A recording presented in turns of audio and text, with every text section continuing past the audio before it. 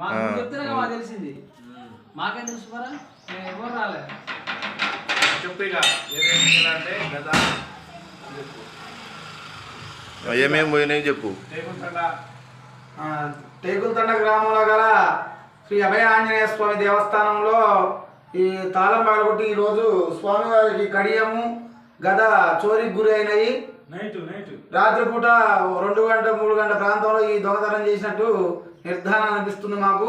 ఏమేమి పోయినాయి అట్లా? గద పోయింది, స్వామివారి కడియం తీశారు, వెండి ఆభరణాలు దొంగిలించడం జరిగింది.